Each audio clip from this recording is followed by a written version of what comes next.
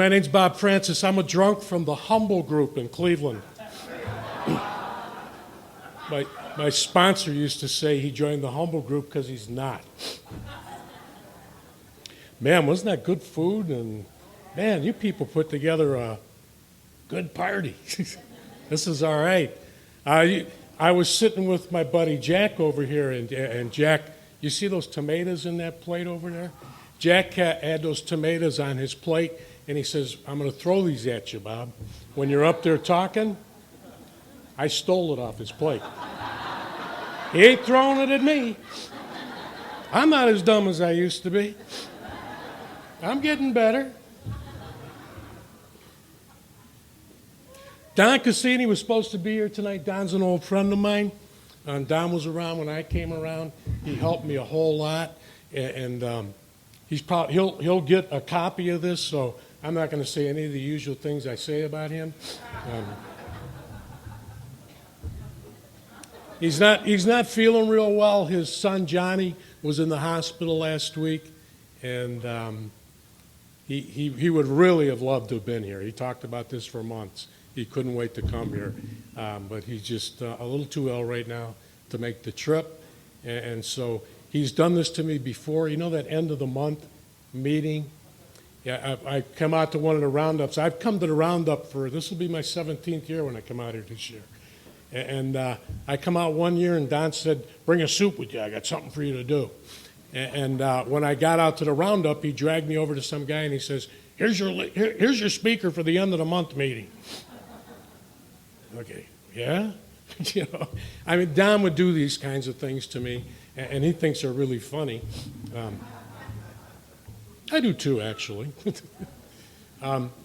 So anyhow, through God's grace, and because this simple program works in my life one day at a time, I had my last drink January 18th, 1985, and for that I'm grateful. I'm truly grateful. My mom's grateful. My brothers are grateful. My daughter's grateful. My old drinking buddies are grateful. I see them guys from time to time, and they say, you still go to the AA meetings? And I say, yeah. And they say, good, stay there. You know? And these are, I picked my buddies because they drank like me, and around a bunch of guys who drank like me, I stood out. That tells you something. And last but not least, my wife's grateful. And I married my wife in sobriety. She's never seen me take a drink. But she says a drink will not improve this picture. You know? She's right. She's right. I still to this day don't believe I ever had a drinking problem. I had a drinking solution. I'll tell you what I had. I had a sober problem. I didn't do sober well. I was born sober, went to grade school sober. None of that stuff worked. Yeah, I took my first drink when I was 12 years old, a late bloomer compared to some of the stories we hear. But I started drinking at 12 years old, and it just like it clicked. It clicked. I'll tell you what, I still have a sober problem. That's why I go to 5 meetings a week. I don't do sober well yet. You know? Ask my wife, she'll tell you. One time she said to me, you have to go to all them meetings? Can't you cut back on a few? And I said, sure. I'll start cutting back 1 meeting a week until I get drunk, and then we'll know how many I have to go to. And she said, now you better go. You better go. And she's never seen me drunk. She's heard the stories. I don't like to tell a whole lot of drunkalogs. They call them drunkalogs. I like to tell sober logs. You know, all my drunk stories, the majority of them are secondhand stories. They're what judges told me, police told me, friends told me, therapists told me, psychiatrists told me. They're all, and I embellish some of them. So I just give you a brief rundown of what it was like being me. And then after I've convinced you of how dumb I am, and that won't take long, You'll understand. I usually tell this story. When I was 17 years old, and I lived on the east side of Cleveland. We used to drive over to the west side of Cleveland to West 117th. There was an A&W there, and we used to pick up women. And so we were headed over there on the Shoreway, and we had like a case of beer in my car, and we were smoking pot. And you get that big cloud in there, you can't roll the windows down. So we're driving out the Shoreway, and I seen the lights in my rearview mirror, and I'm like, oh boy. So I pulled over. The cop comes walking up to the car, and it's like, we haven't rolled the windows down. I'm looking, oh boy. I roll the window down, and out comes this huge cloud, How are you, officer? And he says, can I have your driver's license? He took my driver's license, and he said, he looks at it and he goes, oh, Mr. Francis, how fast do you think you were going? And at that time, this is like 1968 or something. I don't even remember. I think I'm going 60. I was doing 60. And he laughed. And so he says, guess again. 70? He laughed harder. He made me get out of the car. I got out of the car, and I walked up to his cruiser. That was before the LED readouts. They would have like a speedometer on the steering column, and it like locked in at your speed you were going. And so he says, look in there and tell me how fast you were going. And you know how to see something in the condition we're in, get one of these routines, hand over one eye. Maybe you can get it down to 3 letters, And I'm looking in the window, and I couldn't see what it was. And I come back on and says, I can't see it. He says, well, Mr. Francis, you were going 9 miles an hour. I'll tell you what I thought. I ain't getting a speeding ticket. But that is like 1967. So what he did is he took my driver's license and he took everybody else's IDs. And he says, I'm going to give it to the guy who relieves me, and you guys would still better be sitting in this car when he comes back. And we had a case of beer. Why were we going to leave? So we drank the beer, and we waited, and the other cop come back like maybe 1 o'clock in the morning, and I had to walk a straight line, and I could pretty much walk a straight line at that point. And the guy says, here, he gave me my driver's license back, and he says, go back to the east side, don't come back here. So we went back to the east side, and we didn't come back there for a couple of days.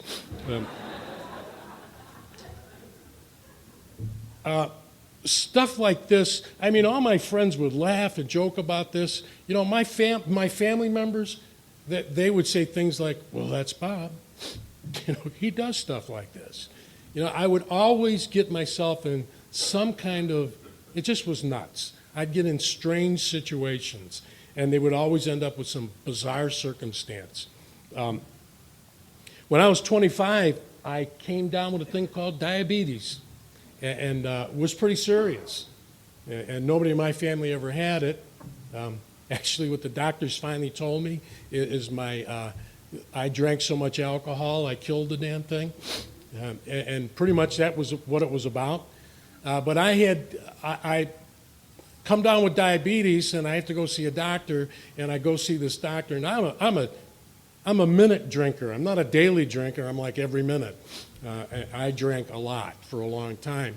And I remember sitting in the doctor's office, because I'm like half sober at the time, and I'm sitting in the doctor's office, and he's asking me questions to see how bad my diabetes is. And he's saying things like, have you ever found yourself on the floor and you just kind of wake up and open your eyes and wonder how you got there? Have you ever lost track of time for a day or two? Have you ever fell down and hurt yourself? And my answer to that doctor was, a couple of times today. He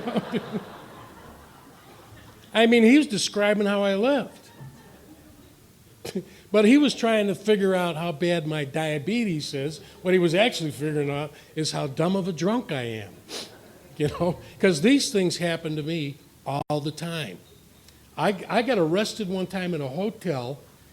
What they told me the next day in jail is that I was in the lobby on the telephone for about an hour and a half screaming into this telephone. And so everybody was afraid to come near me, so they called the police. And the police came, and the police walked up, and one guy, I guess, grabbed me, and the other guy grabbed the phone and put the phone up, and there was nothing on the phone. To this day, I don't know if I was talking to anybody. And they call my father to come get me, and my father says, I'm not coming to get him. He does this stuff all the time. Just keep him in jail, you know. But my mom, she went and got me. And the police told them that they're not sure what I was doing, but I was screaming in the lobby of a hotel. And I mean, just stuff like this. You know, I remember telling my first sponsor one time, I said, you know, when I was a kid, I didn't fit. And that's why I drank, because I just didn't fit. And he said, well, let's talk about that. When did you start drinking? I says, around 12. He says, what were other 12-year-old kids doing around you? I said, well, they're over at Roosevelt Field playing baseball and playing on the swings and doing all kinds of neat little things. What were you doing, Bob? Well, 12, I started to break into houses in the neighborhood. I stole my first car at 13. And I was stealing booze out of this guy's house behind me and drinking it. And he says, and you've got a question of why you didn't fit? You know? That's why. I didn't do what other kids did, period. And it was like that from the age of 12 to the age of 37. This is what happened. I mean, that's what I did. I just was always doing something that was a little irregular, is how my mother used to put it. I've got two older brothers. I'm the baby boy. Boy, I hated that when I was like 20 years old and said, this is my baby boy. Man, I'm 59 now. She calls me baby boy, and I go, that's me. That's me. I'm her baby boy. I like it now. Then I didn't like it so much. But she's got 3 boys, and at that period, when I'm like 18, 19 years old, you know, my mom would be walking down the street, and somebody'd stop her and say, how's your oldest son Evan doing? Oh, Evan's doing great. He's flying all over the country. He's in sales and does this, whatever it was at that time, and he's just got a great family. His kids are doing well. Everything's wonderful. How's your son Jerry doing? Oh, Jerry's the vice president of a racing tire company. He flies all over the world. He's doing great. How's your little boy Bobby doing? Their head would go down. Did you happen to drive by the house yesterday when the police were taking him out in his underwear and handcuffs? You know? Did you happen to pick up the Cleveland Plain Dealer? Did you see his picture on the front page when he was holding a gun at a warden out that was coming to arrest him, and they had him down on the ground in front of the house? And it's just, I mean, I was a total embarrassment to my mother. I dragged that woman through the dirt. I mean, I dragged her through the dirt. And the only reason I was able to do that, she loved me. She loved me. I never suffered a consequence until probably my last 6 months of drinking. My mom suffered consequences. My brothers suffered consequences. My first wife suffered consequences. My daughters suffered consequences. I never suffered a single one. And I didn't consider going up in I think it was like 77. I was standing in front of a judge, and he said, you're going to jail for 90 days unless you'll go to 90 AA meetings in the next 90 days. And I said, I'll go to jail. I went to jail. 3 hots in a cot, catch my breath, be back out in the streets looking good. You know, so I went to jail. 90 AA meetings. Wow. Isn't that a little rash? I was locked up in a lot of places. I talk slang all the time, so you have to excuse me. But I spent time in the Ha-Ha Hilton, the Hilton with the bars, and I never spent time in the refrigerated Hilton yet. but I've been in a lot of places, and I didn't mind. I used to jail well. Boy, I jailed well. You know, it's like, what, 6 months? Great. Tell my buddies, I'll be back. I'll just graze through this one. In 1979, I got a DWI on a horse. Yep. Yep. On Saturday mornings, I used to ride a horse from my house up to the corner and hitch him up out front. This was out in the country. And then I could drink all afternoon. And if I can get my skinny butt up on that horse and kick Stormy go home. And one day, I ended up in the back of a police cruiser, and Stormy, the one with horse sense, he went home, and I went to jail. And I had to stay in jail all weekend, and Monday morning I go in front of the judge, and the judge is looking at this, and he goes, DWI, on a horse? And I went, I'd like to argue this. And he says, good. What do you got to say? And I says, well, I was drunk, but I just happened to be on the horse's back, and he was going home. And the judge laughed, and he dropped it to public intox. I went, one for Bob. You know, got out on that one. When my daughter was like 13 years old, if I was like really drunk, she'd drive me to the store to get more beer. 1979, I bought, alcoholic dream come true, I bought a bar in downtown Cleveland. People said, oh, you were the bar's best customer. Best? I didn't pay for nothing. You know, I bought a bar for $20,000, and what I did is I bought a bar stool that I could sit on and drink for free. And I thought, $20,000, drink for free, good deal. This will work. So I bought a bar. The name of the bar was the Cockroach Inn. That was the name. It was the name of the place.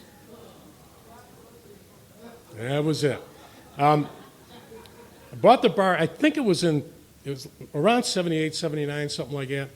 And I had the bar till I got sober. The last, about 4 or 5 years that I owned the bar, I wasn't allowed in the bar. The barmaids barred me from the bar and took my keys because they said I was too much trouble. I caused too much trouble.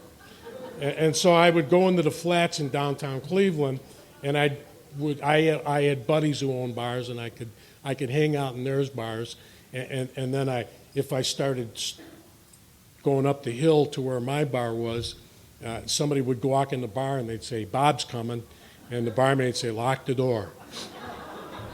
And so I'd go around the back door of the bar and I'd beat on the door, and somebody'd say, what do you want? I said, what do you mean, what do I want?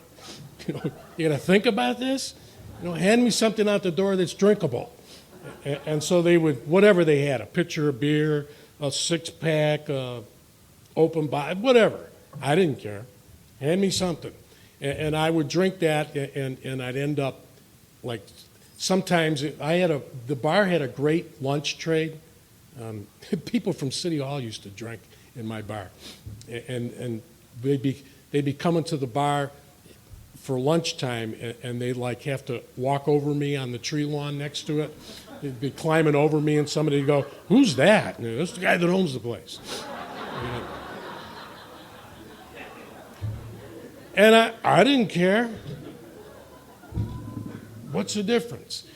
I came around AA in 1981. I came to AA through a power greater than self, which I choose to call judge. Judges. Yep. There were several judges in Cleveland that sentenced me to Alcoholics Anonymous. and I'm standing here telling you it worked. It took a while. I joined the Humble Group in 1981, and I'm still a member of the Humble Group. I joined in 1981, got sober in 1985, so much about the only requirement for membership. I continued to drink. basically because I couldn't stop drinking. That's where I had went to. I get a kick. I hear people say this all the time. Whatever you do, don't take the first drink. If I could not take the first drink, you'd be listening to someone else tonight. I'd be at home in Cleveland, riding my motorcycle or playing with the dogs. I wouldn't be here if I could not take the first drink. Unfortunately, I'm not capable of that. I will always take the first drink unless I'm with you people. Unless I'm here because I work the steps. I've got a sponsor. I go to meetings, and I've taken this up as this is the way to be. So that's the only reason I don't take a drink. So 1981, I started going to meetings. I was in a lot of trouble. I was in a lot of physical trouble. I was in a lot of legal trouble. I was just in a lot of trouble, big trouble. My sister-in-laws, God bless them, they came down to my bar on several occasions, and I had some vehicles left, and they took my pickup truck and my Cadillac, and they took them and they hid them. They took them back out to where we lived like 40 miles away, and they took those and hid them. But they didn't know I had a Buick Skylark, an old Buick Skylark, that I hidden a couple of streets down. And I had that. The only problem is I lived like quite a ways from the bar, but the Buick Skylark, all it had was reverse. So I wasn't driving on the freeway with that. But I drove around downtown Cleveland with it. I'd go to bars, and the cops would go, that's Bob. People would say, that car flying by in reverse, what's he doing? It's Bob. You know, it worked. So I stayed in downtown Cleveland. I had a room above the bar. The bathroom was the window.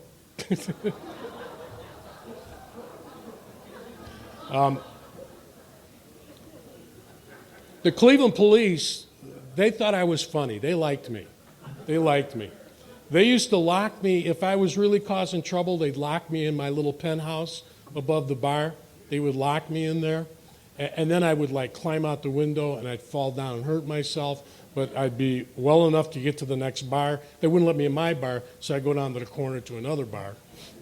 And when they found out that I kept getting out of there, when they started to take me up and lock me in the room, they started taking my clothes.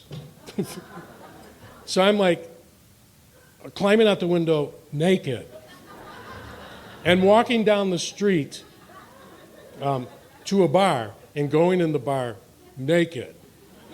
And one thing you need to know is that at the end of my bar, it was a gay bar. And I'd walk in naked and con somebody out of a pair of shorts or something. And once I got a pair of shorts, then I could go down the street and drink. All right, that's what I did.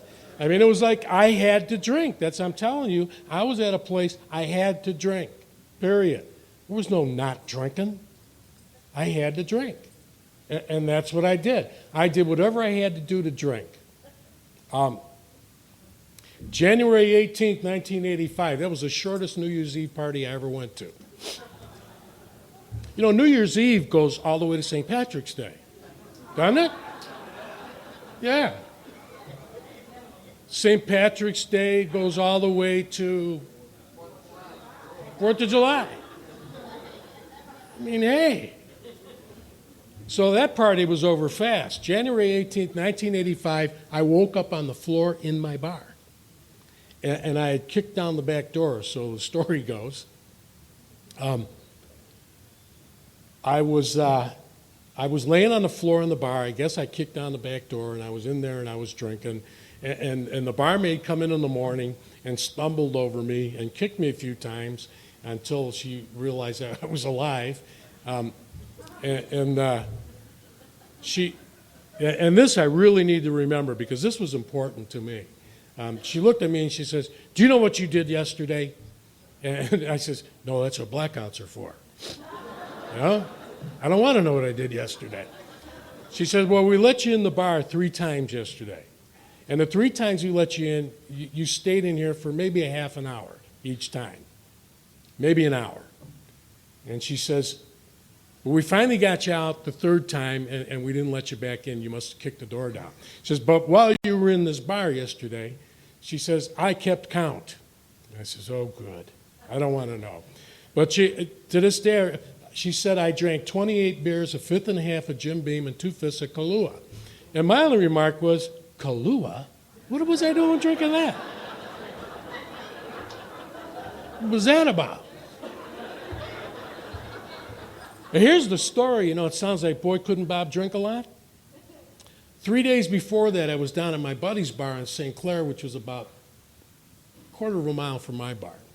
And I walked in the door. I'd gotten out of my penthouse and went down the street and went into his bar. And his barmaid was sitting there. She looked at me and she goes, man, you look bad. I said, yeah, not good, huh? And she says, you need something to drink? And I says, well, I've been up for about an hour and I ain't had nothing yet. And so she opened me a can of Pabst and she handed it to me. And I took like 3 slugs out of that Pabst and passed out. Boom, to the floor. And if you know anything about this disease we got, when your tolerance starts to fluctuate like that, you're ready to go out for the count. You're in serious trouble. And that's where I was at. I was in pretty serious trouble. I mean, the wife I'm married to now, I've still got T-shirts I've got one T-shirt from the bar. We had these T-shirts that we used to sell. And I had one. And I showed my wife a picture of me standing behind the bar with my then wife. And I got this T-shirt on, and it's kind of like hanging on me. And my wife says, well, you didn't look that bad, because I told her, I said, I look pretty bad. So I went in the cupboard, and I got out this T-shirt that I was wearing when that picture was taken, and I hold that T-shirt up, and it's about this big. And it's hanging on me. And my wife goes, my God, what was wrong with you? I drank too much. I mean, I'm 6'2" now. I was 6'2" then. I weigh 205 pounds now. At that period of time, I weighed 126 pounds, and thought, man, I'm lean and mean. Guys that would see me walking down the street, they tell me to zip your coat up. It's windy today. We'll find you in the next county. I was not a picture of health. I was not in good shape. So I wake up on the floor in there, and I don't know what hit me that day, but I mean, I've been going to meetings. I was always going to 3-4 meetings a week. Half drunk all the time, drinking in the meetings, and just because I couldn't stop. And so I woke up on the floor that day, and I says, could you call somebody to take me home? I lived a long ways from there. And I didn't go home much, because I remember I was going to AA. In 1981, they had a guy come out and visit with me. Well, it was actually in 1984. And Don knows the guy, Ed Fabian. Ed Fabian shows up at my house, and he takes me to a meeting. And Ed has a bunch of old-timers come over to the house. And the old-timers said, we're going to clean out your house so that... so we're getting everything out of the house, so you'll be okay here. So they got all my stashes, and I mean, I used to keep a case of NyQuil. Hell, it comes with a shot glass. I had NyQuil, and my youngest daughter, Shannon, would take them through the house, and she's showing them everything, and they're getting rid of bottles that are hidden behind stuff. And they said, well, we got everything out of the house, and my daughter, Shannon, says, you ought to go out in the barn and check the barn. I wanted to kill her. They found my stash in the barn. My stash was 50 cases of Pabst. You never know what might happen. And somehow those 50 cases of Pabst disappeared. I don't know if it changed somebody's sobriety date or what, but everything in my house was gone. And they said, and Ed said, well, you won't drink at home anymore. And I said, boy, you're absolutely right, because I won't come back here. And I never went home again. And so I'm living in that little room above the bar, because I could get to something to drink. And so I asked my barmaid if she could call somebody to take me home. And so my barmaid called a buddy of mine, and he came and picked me up in his pickup truck, and he drove me home. And he took me out to the house, and I had this house built, and it was a beautiful home.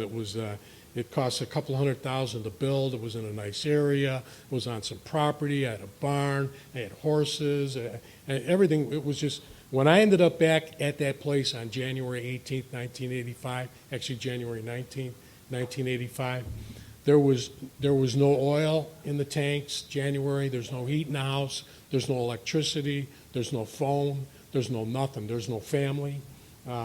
My oldest daughter at that time was in juvenile. She was locked up in juvenile because she's like her dad.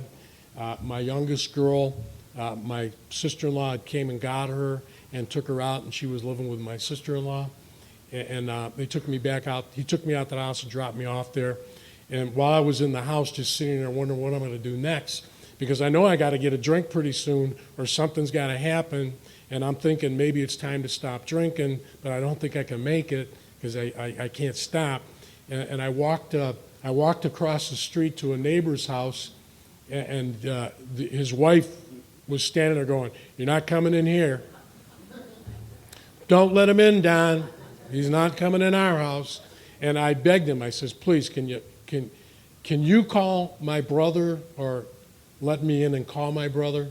And so Don called my brother, and my brother went and hooked up with my other brother, and both of my brothers came out to the house to see me and to see if I was finally done, to see if they could maybe try to help me now.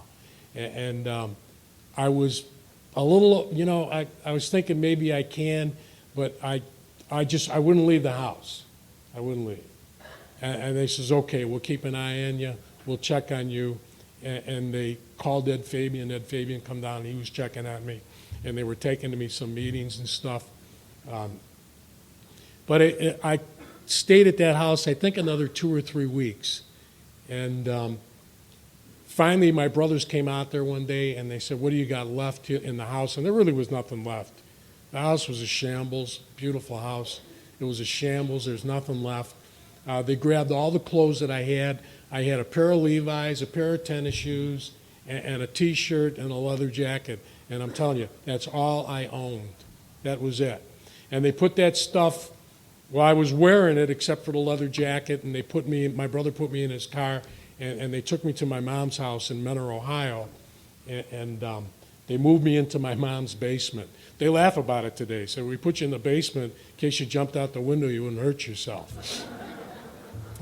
So for 2 years, I lived in my mom's basement in Menor, and that's where I started this journey of actually not drinking, really not drinking. And I was just blown away by this because I'm broke. I'm totally broke. One of my uncles came over to see me, and when he shook my hand before he left, he had a $20 bill in his hand, and I says, "Hey, Uncle Wally, I don't need this." He says, "You put that in your pocket."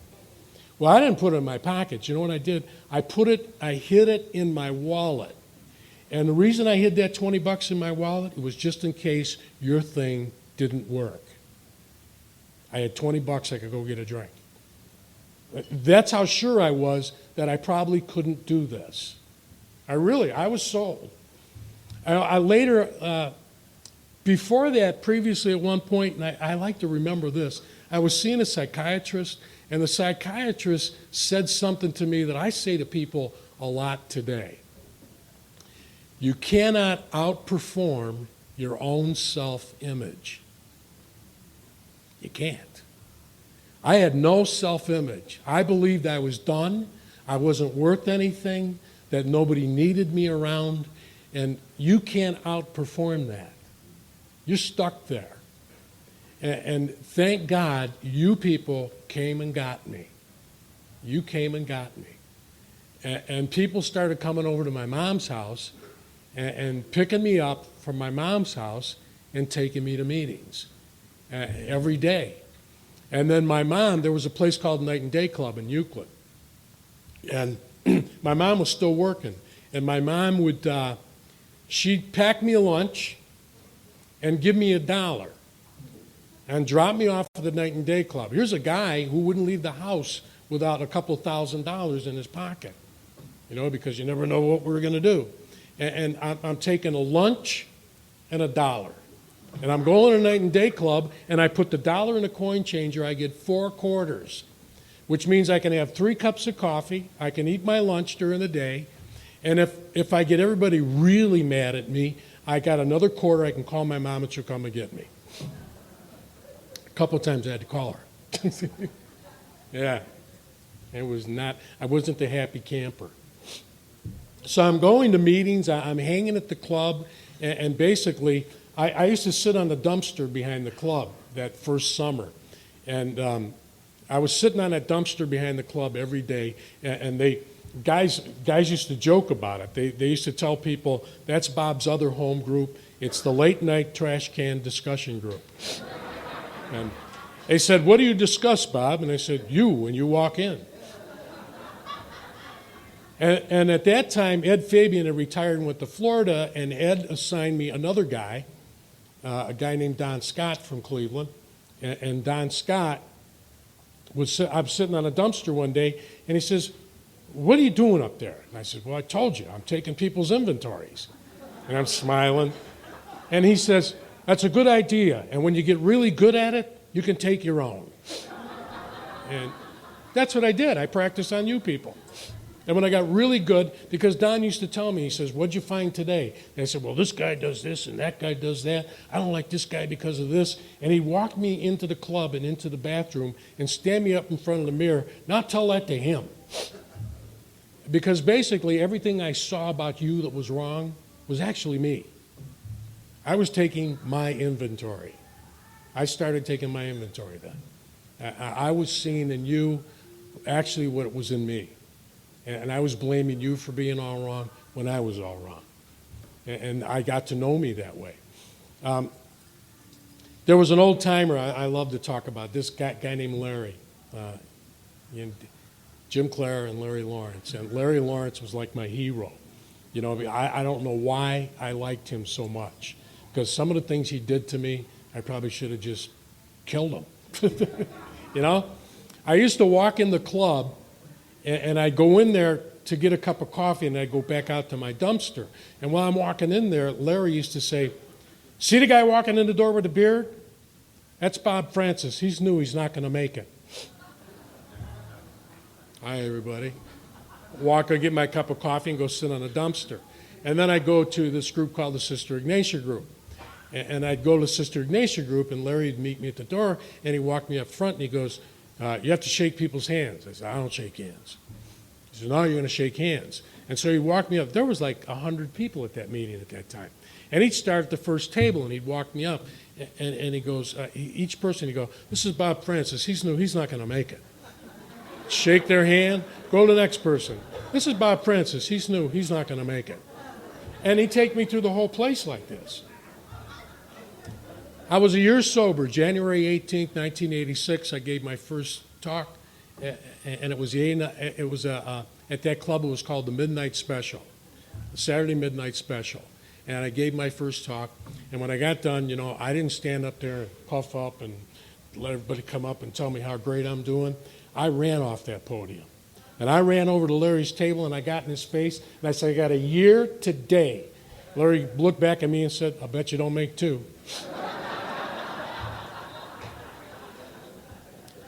I was sober around 3 years, and I walked into the club one day, and Larry says, come here, Bob. And I walked over, and he said, sit down. He said, I want to apologize. And I says, yeah? For what? He said, I was pretty rough on you. He says, but you're a rockhead. You needed it. And we talked about it. He was right. He was right on the money. There was one time I was sitting in the club, and I'm probably 6 months without a drink, not sober.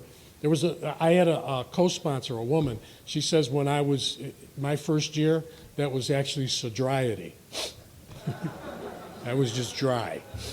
And he said, I was sitting there and I was talking about this one day. I says, you know what, one day I was sitting here and I thought, this ain't working. I don't like this. I'm going to get drunk. And I got up from the table, and I walked to the back door, and I walked across the parking lot. There was a rut in that parking lot. Went right over to the Lakefront Cafe, where half the guys who would decide they were going to drink again used to walk over to this bar. I get over to the bar, I grab the door, and the door is a big mirror. And the door says on it, Lakefront Cafe, and I'm looking in this mirror, I grab the door handle, I see my body in Larry's smiling face. And I look at that face and I say, you ain't winning. And walked back to the club and sat down. And made it another day. And there were other instances that happened, and I'm telling you, if you sponsor somebody, you probably shouldn't do this to them, but they did it to me, and for whatever reason, it worked for me. This is my story. And so they did these kinds of things to me because I was really, I was not a happy camper. I'd walk into a meeting and somebody'd look and they say, wow, you're improving, Bob, you're just angry today. I was beyond angry. I was livid. I hated you, everything you said. I hated everything about your lousy meetings. I couldn't stand the people that talked at them. There was nothing I liked. I'm sober 5 years, and Don Cassini, he's got a thing he calls, your first 5 years is an apprenticeship. And I walked up to Don, and I'm like, got my chest pumped out, and I'm walking up to him. Hey, Don. He looks at me and he goes, I know, you got 5 years. That's right. He says, well, in your case, it's 10. Okay, walk back, sit down. Stuff like this. I'll tell you, I was sober probably 6 months, and I'm sitting at a table in there with a bunch of old-timers. And one old-timer, John Maxwell, looks at me, and John says, what are you going to do, Bob? I said, I got a plan. He said, what's your plan? I said, well, it's 1985. You can get on Social Security disability for alcoholism still. And you could get $492 a month, and they'd mail it to the bank next door, and I could live in my pickup truck behind night and day, and I could drink a lot of coffee, eat donuts 3 times a day, and have all this money to go live this luxurious life in the back of my pickup truck. And John looks at me and he goes, bad plan. We're not going to let you do that. So I'm okay, what do you want me to do? So John says, you graduated from high school? And I says, yeah, 66 I graduated. Did you ever go to college? I said, yeah, I took some college classes here and there. I did. Every once in a while I take college classes. And he says, well, you're going back to college. I says, no, I'm not. And he says, this ain't open for discussion. You're going to college. They took me and they enrolled me in Lakeland Community College. And they used to drive me to school. They used to do my homework. They signed me up for classes. They signed the classes up. I didn't even have a choice in that. And they're, putting me in these classes and things, and I'm going to college. I'm living in my mom's basement. I'm going to college, and I'm thinking, I don't know what this is about. But I guess these guys got a plan. And for some reason, I let them work their plan. Thank God, huh? Man. In 1989, I got my first degree from college, an associate's degree. So I started college in 1967, and I got a 2-year degree in 1989. Takes me a while to do things. And I got this associate's degree, an Associate of Applied Science, and that's an AAS degree, and my sponsor said they misspelled it. And he was right. So I got this associate's degree, and then I says, okay, I'm done. Now what do you want me to do? I'm done. I'm not doing this no more. They said, well, you got to get a bachelor's degree. And I said, no, I don't. And so they put me back in college. So I'm going to college. I remember the first time I got this associate's degree, and I'm bragging from the podium about, and I graduated from college. Some old timer gets up in the back, and he says, Bob, they put degrees on rectal thermometers. Do you know where they stick those? I went, Okay, I'll stop bragging. They got me my first job. They got me a job at a place called Harbor Lake Detox. And they said, I have to go scrape clothes off these old drunks from the street and get them into the shower and clean them up. I says, not me. I'm not doing that. Are you nuts? That was my first job. I worked there for a while. And it was awful. I did not like that job. And I didn't mind going to college too much. A lot of young girls. Way smarter than me. So I'm going to college. I'm doing all this stuff. And my first wife, God bless her, she when I got sober, she didn't. She got sober in 1992. Got sober the hard way. She's buried now. She got sober the hard way. So I'm in Alcoholics Anonymous. I'm going to college. I'm working. And all kinds of things are happening in my life. And the things that are happening to me, and this is real important to me, are not my plan. Not my plan. These things that happened to me happened because somebody else took the steering wheel from me. And I did what they told me to do. And I'm amazed today that I let them do it, that I did what they told me to do. I'm absolutely amazed at that. I was sober about, my sponsor, Don Scott, at that time, he had very serious health problems, and Don had to find me another sponsor. Because I don't know, in Cleveland, if you look at our meeting schedule, it's the oldest meeting schedule in the country, in the world. And if you look on the last page of the meeting schedule, under central office, it tells you how you're supposed to get a sponsor.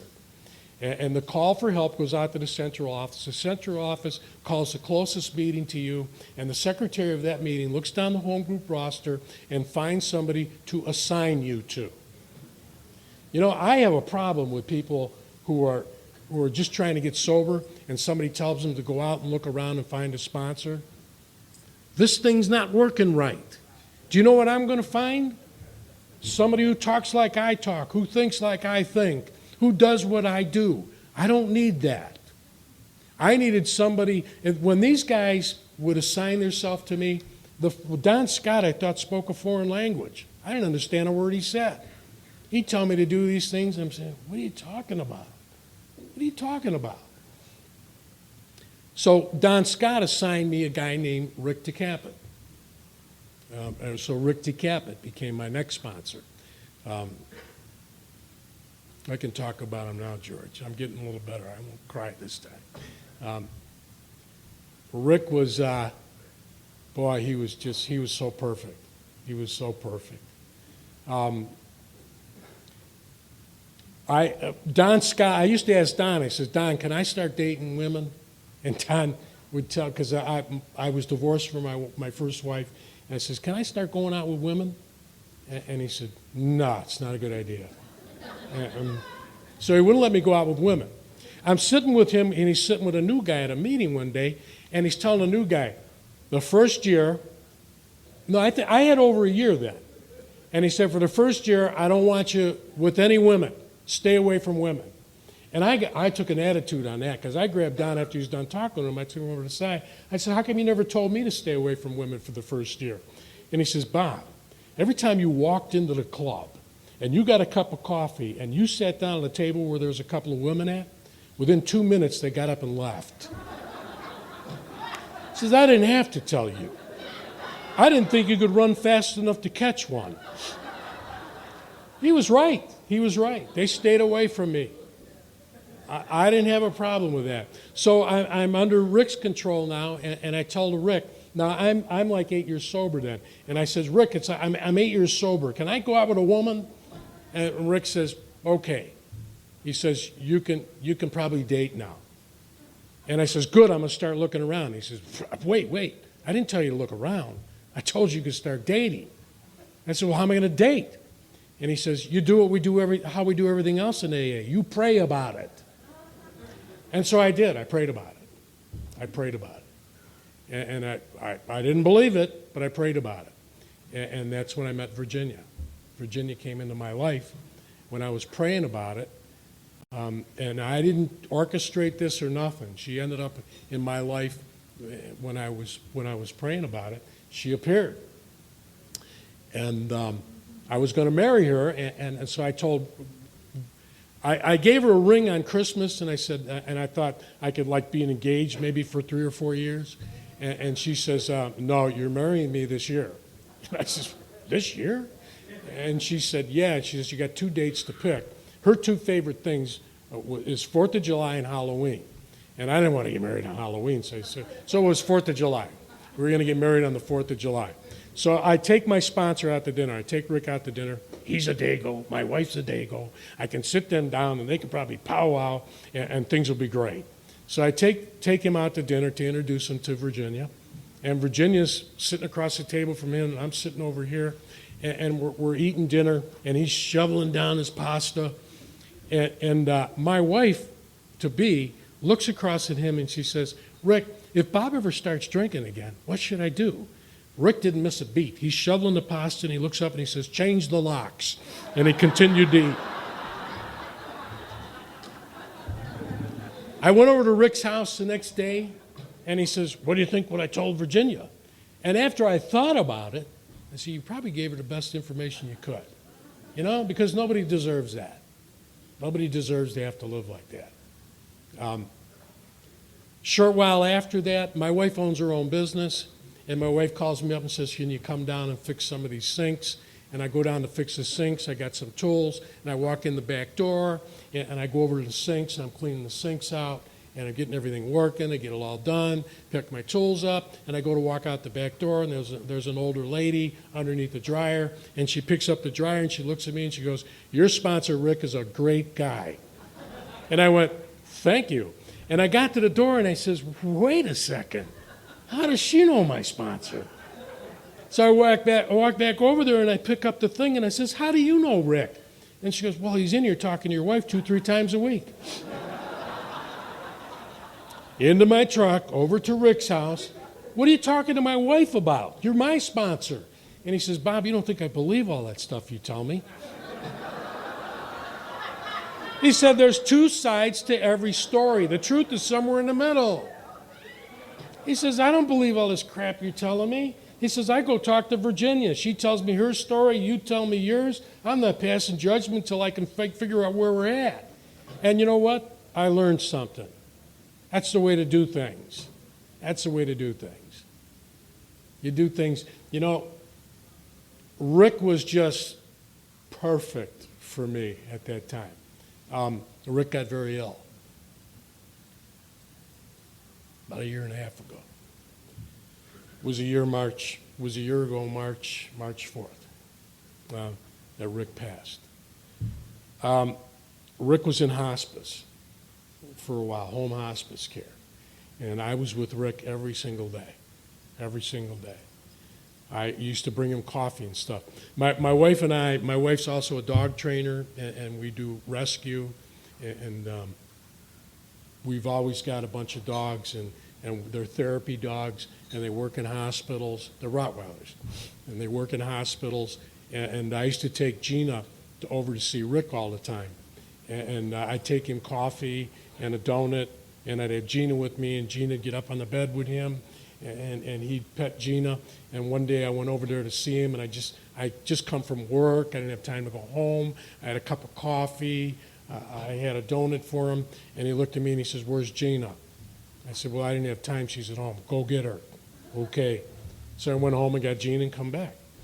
And that taught me another one of those little lessons. I'm a messenger. I'm a messenger. I carry the message. He wanted to see Gina. He saw Gina. That's the job. So I'm with Rick every day. Little selfish part of Bob, one day I looked at Rick and I says, Rick, you're my sponsor. What am I going to do? How am I going to get a new sponsor? Rick looked at me and he said, it's not your job. It's my job.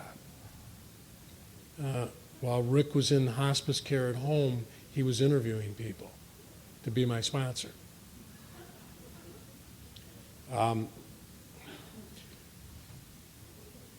Rick told me one day I'm over there having coffee with him, and Rick says, I want you to talk for me at the funeral at the church.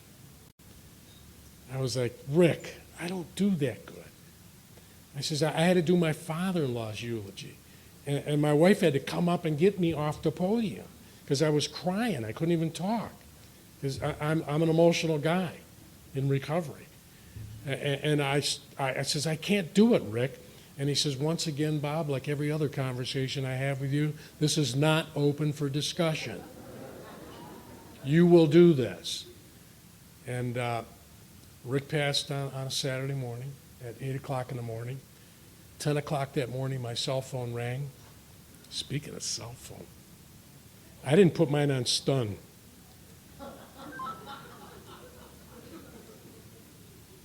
Wow, I forgot about that. My cell phone rang at 10 o'clock in the morning. It was a guy named Bill Tanner. Bill Tanner says, I'm your new sponsor, Bob. We need to have coffee today and see where we go from here. And that's what works best for me. I've never picked a sponsor. And Bill is perfect, just perfect. I meet him every Sunday morning at the Night and Day Club at 8:30 in the morning on Sunday mornings. And we talk for an hour and a half about my program and where I'm at with my recovery today and what's going on through the week and how things are at home. You know, he always asks me, he says, how are things at home with Virginia?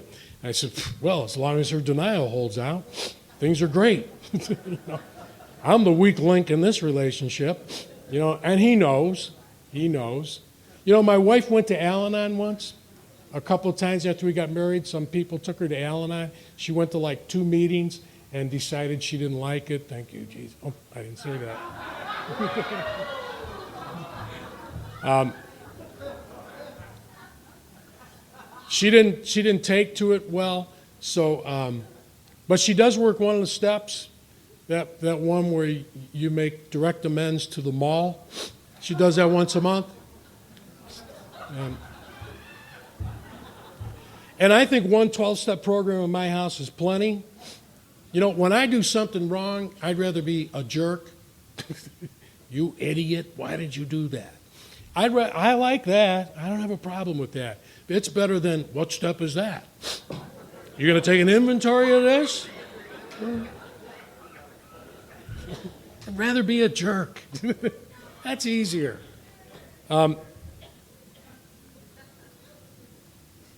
So Bill, I meet with him, and then I'll say, you know what? Virginia and I had an argument last Tuesday. We had this big argument, and he says, I already heard about it. What do you mean you already heard about it? He said, I talked to Virginia on Wednesday. Same thing over again, you know? But it works. It works. I'm getting ready. November of this year, I'm retiring. I didn't say stop working. I said, I'm retiring. I'm going to start collecting my retirement and stuff. I was a Teamster for some years, and I can collect my Teamster's retirement. But I thought, you know, when I told my wife I'm going to retire this year, the end of this year, and she says, oh, great. I got so many things for you to do. And all I could think about is I wake up in the morning and roll over, and I'm looking at the boss. That ain't going to work. That is not going to work. I don't care if I got to put a suit on in the morning and drive to McDonald's and sit there all day. That's what it'll be. No, I'm going to continue to work. I'm going to do contract work. I've already got it set up with a couple of agencies and things my wife and I are actually going to start a business in the prisons in Ohio. The guys that are in for a long time, they work with dogs. And they train dogs, basic training stuff. And while they're training these dogs, they're beginning them in service. And then the dogs have to go out for training after that to learn all the real service, like working with the blind and working with different problems. But I like that so much that I work in community corrections. And community corrections is like a prison outside of the prison. I get guys that are coming out of prison. And we're going to start a dog thing with these guys working with dogs in community corrections. Because all the guys that I've worked with that have come out of prison and worked with dogs, they were different. They were different than the guys that didn't. When they would come out of prison, there was something about them that those dogs could touch, and they were different. And I want to continue to do that. So my wife's going to help me with that piece, and we're going to put a program together for that. But I'll tell you what, I'm an emotional guy today. I've had some things happen to me that aren't good. My heart's been broke. I've had lots of struggles, and I've had lots and lots of good things happen to me. And, you know, I'm just so thankful that I can feel, because I was a rock for a lot of years, didn't feel. You know, there's something about being able to cry when I'm hurt that's good. That's okay for me, and it's that, you know what that's about? I can feel. I know what it's like to feel, and I never felt, but I do today, and that's just a really, really neat thing. I mean, I've got just such a great life, and once again, I'm going to take you back to what I said before. It was not my plan. Everything I got today is not my plan. Man, I'll tell you what, if you're new, I am so glad that you're here. You know, I'm really glad that you're here. Because without you, there's no me. There's no me. I need you. And if you got more time than that new person, make sure you tell that person they belong here. And help them along. And if you got more time than I got, from the bottom of my heart, thank you. Thank you for putting up with me when I couldn't put up with me. Thank you for loving me when I didn't love me. Thank you for just taking me by the hand and leading me down this road, because I'm a blessed guy. I'm a blessed guy. God did me more good things because of you. I'm in these rooms because of you, and I'm so glad to be here. Peace.